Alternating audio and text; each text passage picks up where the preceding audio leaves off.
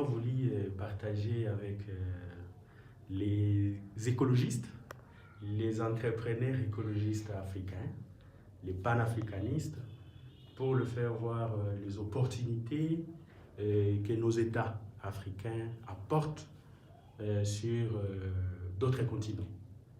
Voilà, je sais qu'il y a bien d'entrepreneurs qui font déjà mieux pour essayer de motiver non seulement les Africains de la diaspora, mais aussi les Africains qui sont à l'intérieur du continent, comme nous. Voilà, là c'est l'entrepreneur écologiste Dikanda Salomon. Nous sommes entrepreneurs sur le parc de Upemba et Kundelungu. Nous y sommes dans le cadre de pouvoir renforcer la conservation, mais aussi de participer d'une manière active aux crises écologiques, tout en sachant que nous avons trois grandes crises écologiques dont nous savons tous.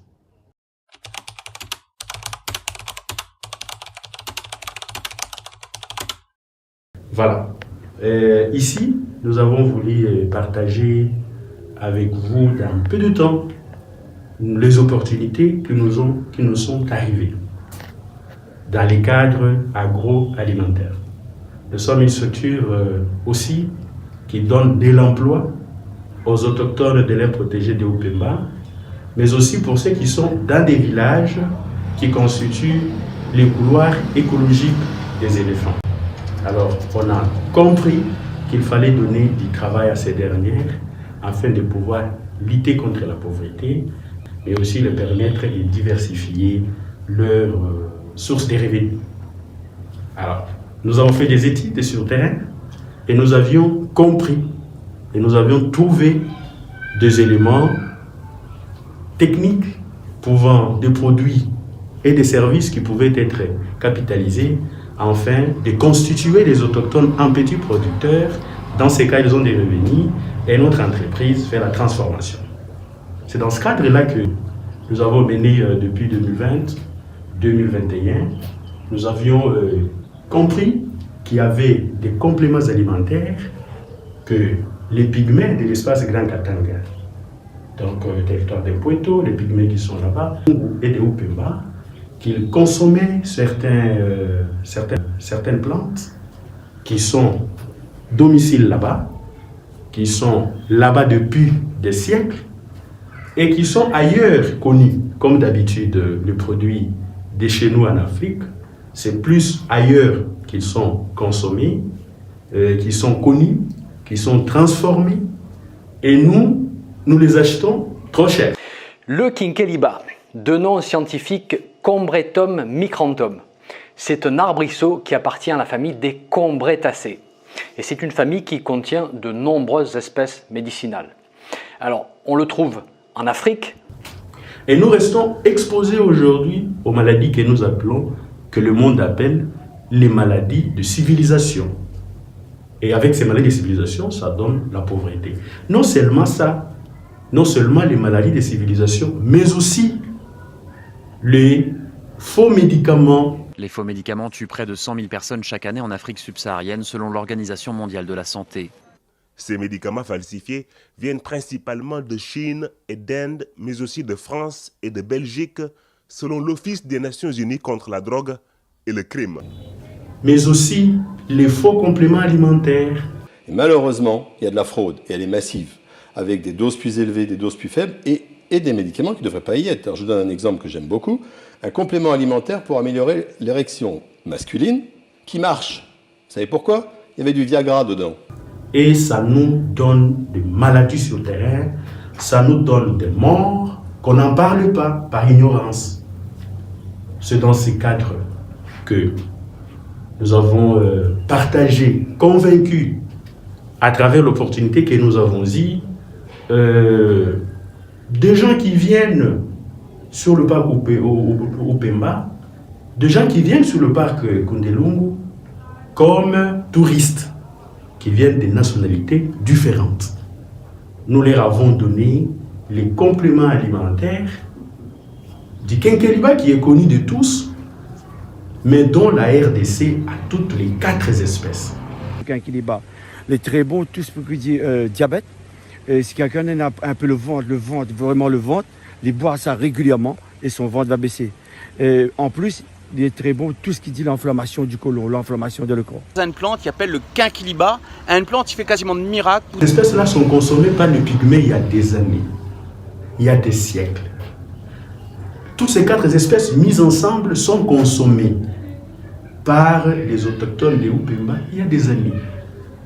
Et ça les aide contre d'être exclus et de ne pas souffrir des difficultés de maladies de génération aujourd'hui. Vous avez le problème du diabète, vous avez le problème d'hypertension à tout moment, vous avez le problème des formations hémorroïdiennes, vous avez le problème cardiaque, vous avez le problème du foie. Parce que très souvent, ici chez nous, on n'est pas vacciné généralement. En Afrique, ici, problème le vaccin contre l'hépatite, que ce soit l'hépatite C, l'hépatite B. Ici, chez nous, en Afrique, la majorité des gens ne sont pas. Mais Dieu avait permis à ce que les pygmées prenaient déjà les quinquiliba, ils les associaient et ils le prenaient. Et comme conséquence, ils n'ont pas de maladies hépatites. Ils n'en développent pas. Et comme nos amis qui sont au Sénégal, au Togo, aussi, ils prennent les quinquiliba.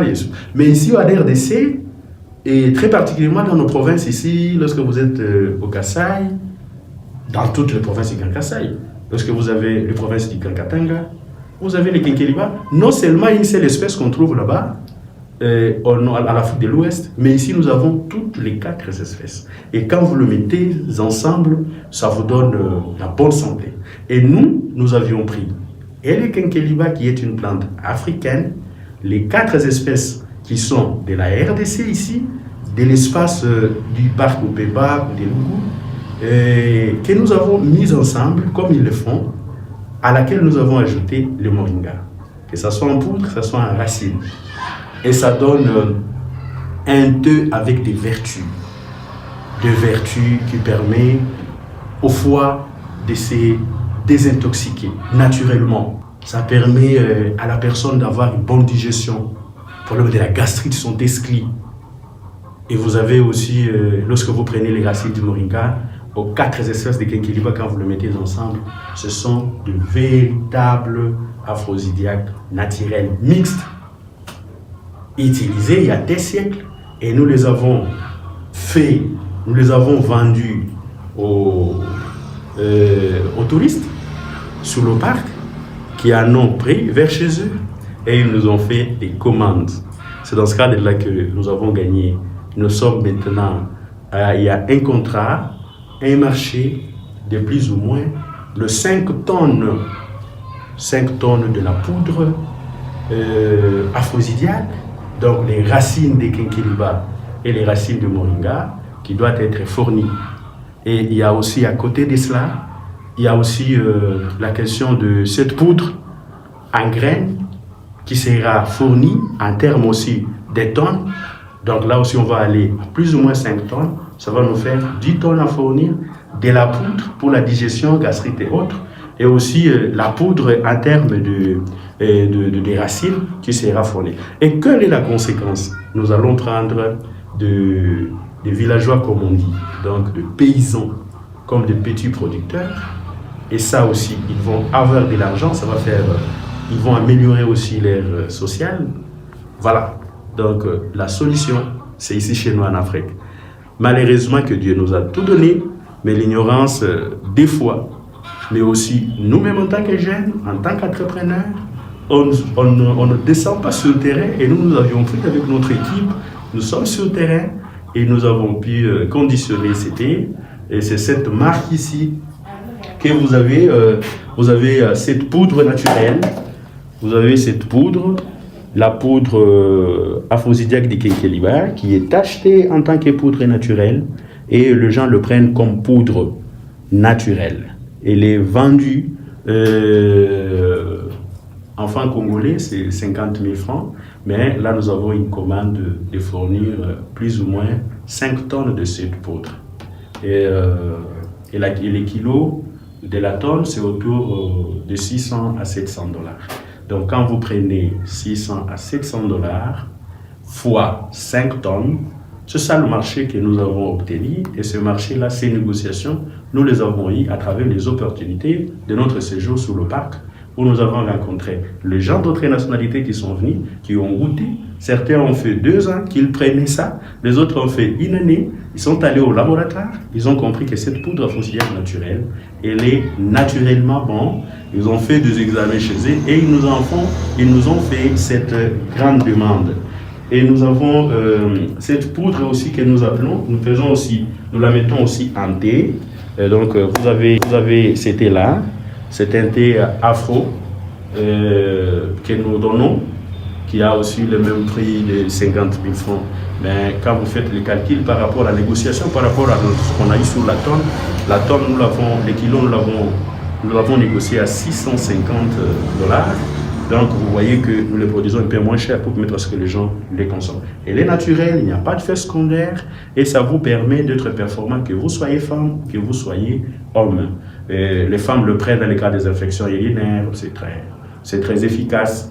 Les hommes le prennent aussi comme aphrodisiaque, faire la prévention sur le prostate, c'est bon. Donc vous avez cette poudre-là. Et nous avons aussi une poudre que nous appelons la poudre pour la digestion. Donc vous avez une poudre que nous nommons la poudre pour la digestion.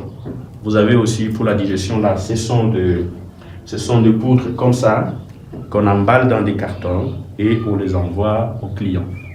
Donc, les clients les prennent et les utilisent. C'est naturel ça. Ça c'est naturel. C'est ici, c'est consommé. Les gens ont consommé ça en masse sur le parc. Et quand ils sont allés dans leur pays d'origine, ils nous ont fait des propositions, ils nous ont mis des contacts avec des grands restaurants et ça nous a fait des grandes demandes. Voilà un peu ce que nous voulons aussi dire. Nous sommes là en tant qu'entreprise. On fait aussi de l'apiculture. Parce que nous avions compris que là, dans le cadre de nos services, nous sommes une entreprise qui fait aussi la gestion de la forêt. Et nous sommes dans l'aménagement de forêt, dans le secteur groupement, juste à l'entité la plus élargie, qui est donc la province. Nous sommes là, nous sommes en train de fabriquer des casques comme ça. Ce sont des casques pour apiculteurs. Donc ça, ce sont des casques pour apiculteurs que nous sommes en train de fabriquer ici localement, afin de permettre à ce que nous puissions prendre, que ce soit les femmes, que ce soit les hommes. Et nous devons atteindre plus ou moins dans l'espace de la province du Olomami. Nous voulons avoir pour cette année 2024 et 2025 100 000 apiculteurs. Parce que ça, nous le produisons localement. Et c'est bon. Et en le faisant ici, malheureusement qu'on a eu aussi une commande de certains clients qui veulent à ce que nous puissions le produire pour eux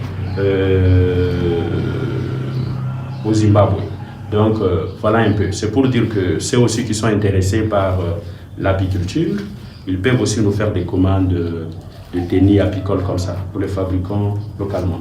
Voilà brièvement ce qu'on voulait partager avec les entrepreneurs panafricanistes ainsi que les entrepreneurs qui ont choisi l'Afrique et qui sont d'autres nationalités, pour vous dire que les opportunités sont là.